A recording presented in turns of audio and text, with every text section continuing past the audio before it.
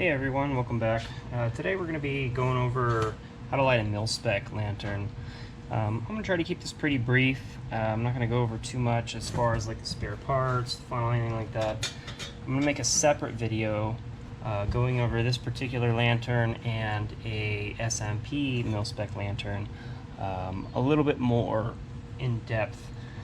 So keep an eye out for that. But today we're going to talk about how to light this mil-spec lantern without having a fireball or a bunch of flare-up. A lot of guys will say, oh well, you know, if you light your mil-spec, you're going to get flare-up whether you like it or not. It's just going to happen. I disagree. There is a way to light these without that happening, and I'm going to show you how to do that. So the first thing that you need to know before you start doing anything with this lantern is that it is a low pressure lantern. You will crack the fount if you pressure it too much. So before you add any pumps to your lantern, open your cap and make sure there's no pressure. Take it all the way off. While you're doing that, make sure that your seal is not cracked.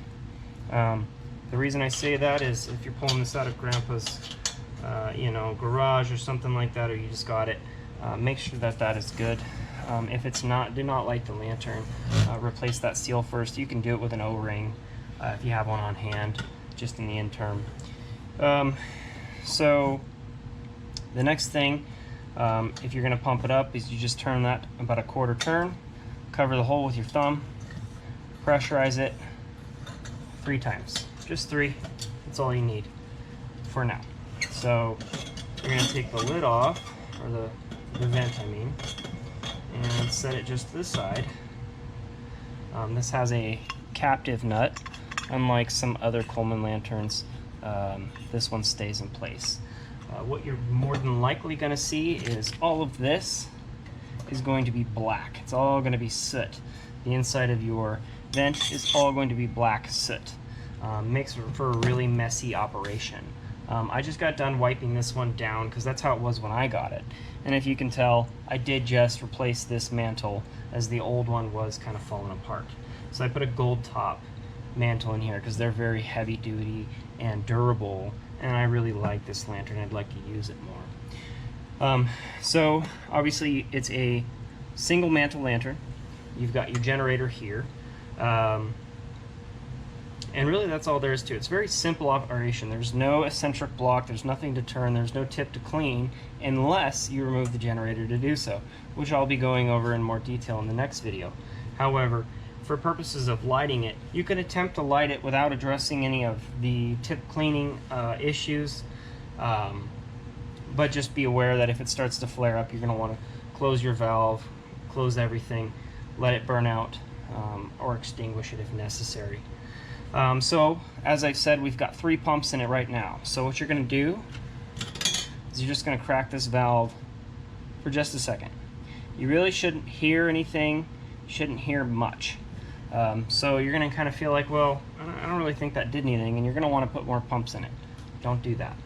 So now that you've opened that for a second and you've closed it again, take your lighter and just start to heat up this generator. And you're going to want to follow just this arch right here. You can kind of come down a little bit, but if you just stick to this top part, that's totally okay.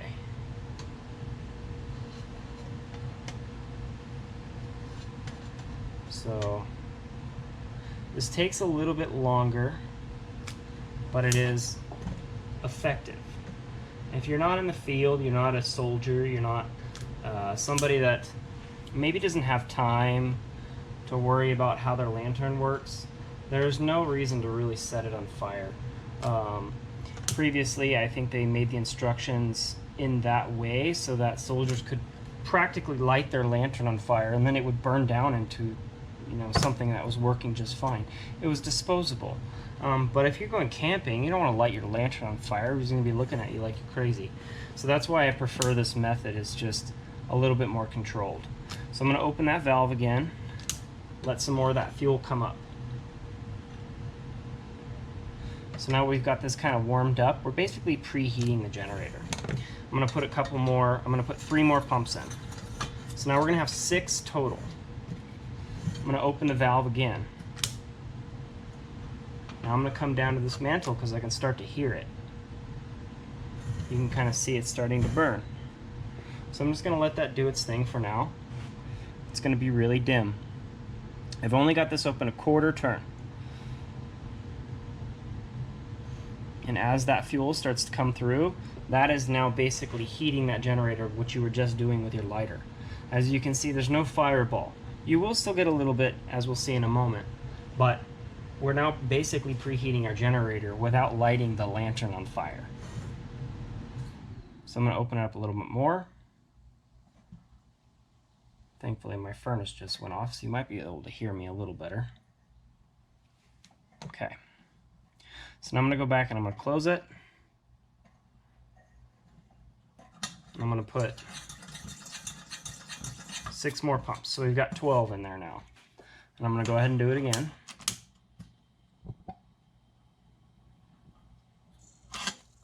So there's your fireball. Now close the vent, or close the valve. And open it, and close it. Open it, and close it. And we're just waiting for those flames to just come down. It's closed right now. It's still burning because that heat is pushing fuel through. Open it, close it, open it,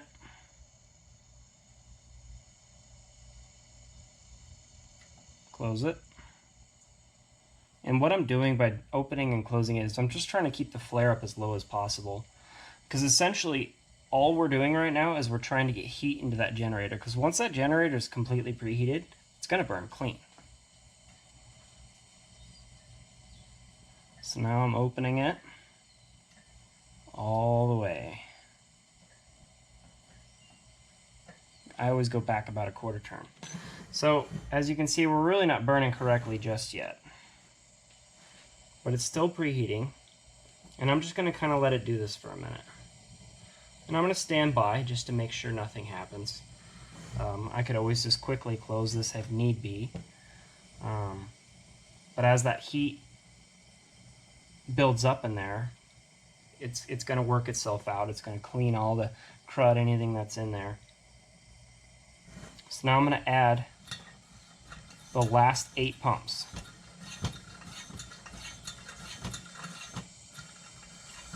I think that was 9. 20 pumps is what you should have. So you can hear it now. It's starting to take off. And it looks like this particular lantern has a little bit of a leak around the generator at the moment. As you can see, there's a little bit of flare up around it. So that may be something that I address after the video and just tighten that up. Since I did just have it apart and cleaning it, maybe I didn't torque it down enough. So, now you would just throw your vent back on. Obviously, it's going to be hot, so be careful doing this part.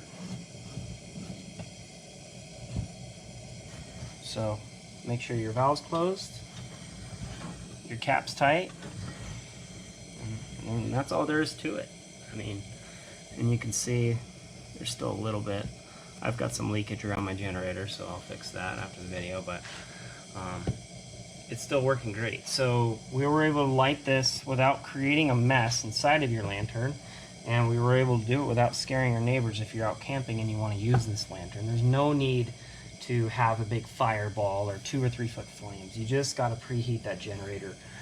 It's not something that you would expect a soldier to do, which is why they designed it in a way so that you could light it on fire and it would still work. But if you have the time and the luxury and you're a hobbyist, you can just light it like this and it'll burn nice and clean just like this. So I hope you enjoyed the video. Like, subscribe. Like I said, I'll be going over this particular lantern, although a nicer version of it, and an SMP military lantern in one of my next videos, and we'll get into some more of the details and how things work. Thanks for tuning in.